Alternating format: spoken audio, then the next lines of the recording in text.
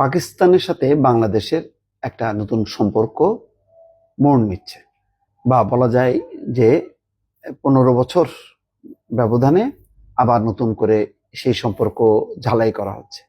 এখন এই সম্পর্কের সামনে ক্ষমা এবং ক্ষতিপূরণের যে এই বিষয়ে বাংলাদেশ উত্থাপন করেছে, সেটি কি বড় ধরনের অন্তরায় হয়ে দাঁড়াবে?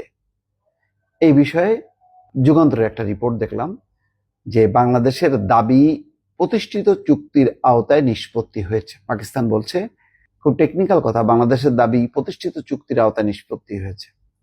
এবং এটি দেখেন, পররাষ্ট্র সচিব আমনা বালুচের ঢাকা সফরের সময় এটা উত্থাপিত হয়।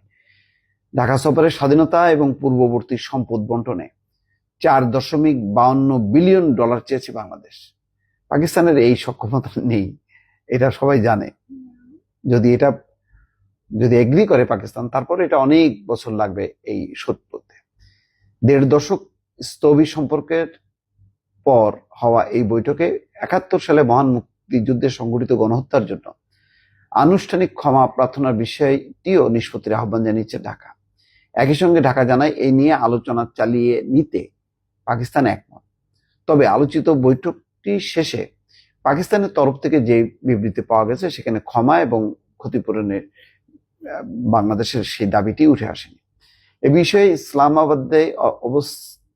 ইসলামাবাদের অবস্থান কি জানতে যোগাযোগ করা হলে পাকিস্তানের পররাষ্ট্র মন্ত্রণালয়ের অতিরিক্ত সচিব এশিয়া এবং প্রশান্ত মহাসাগরীয় বিষয় ইমরান আহমেদ সিদ্দিকী যোগাযোগ করে যুগান্তর। এই কূটনীতিক 2020 থেকে 23 সাল পর্যন্ত বাংলাদেশে নিযুক্ত পাকিস্তানের হাই কমিশনার হিসেবে দায়িত্ব পালন করেছেন। কঠিন সময়, যে সময় বাংলাদেশ কার্যত পাকিস্তানের সাথে সম্পর্ক বিচ্ছিন্ন রেখেছিল। যুগান্তরকে তিনি বলেন, পাকিস্তান মনে করে বাংলাদেশের দাবি প্রতিষ্ঠিত চুক্তির আওতায় নিষ্পত্তি হয়েছে। ইমেইলের সাক্ষাৎকারটি নিয়েছেন যুগান্তরের অনলাইনে আন্তর্জাতিক বিভাগের সহসম্পাদক আব্দুল মজিদ চৌধুরী। সেখানে জানতে চাওয়া হয়, অতীতে সাবেক প্রধানমন্ত্রী শেখ হাসিনার সঙ্গেও বহুল আলোচিত বৈঠক নিয়েও, তবে কূটনৈতিক সৌজন্যতা দেখিয়ে সেই বৈঠক সম্পর্কে সুনির্দিষ্ট প্রতিক্রিয়া দেখাননি তিনি। তবে কথা বলেছেন আঞ্চলিক নানা ইস্যু নিয়ে। আচ্ছা, তো দাবির ব্যাপারে ইমরান আহমেদ সিদ্দিকী বলছেন, 15 বছর পর এফওসি অর্থাৎ ফরেন অফিস কনসালটেশন পুনরায় শুরু হওয়া পাকিস্তান বাংলাদেশ সম্পর্কের ক্ষেত্রে একটি গুরুত্বপূর্ণ অগ্রগতি। এই বৈঠক ছিল গঠনমূলক এবং ভবিষ্যৎমুখী, যেখানে উভয় পক্ষই নিজেদের অবস্থান স্পষ্টভাবে তুলে ধরেছে। দুই দেশের মধ্যে এমন কিছু বিষয় ছিল যেগুলো পাকিস্তান তার দৃষ্টিভঙ্গি অনুযায়ী প্রতিষ্ঠিত চুক্তির আওতায় নিষ্পন্ন বলে মনে করে।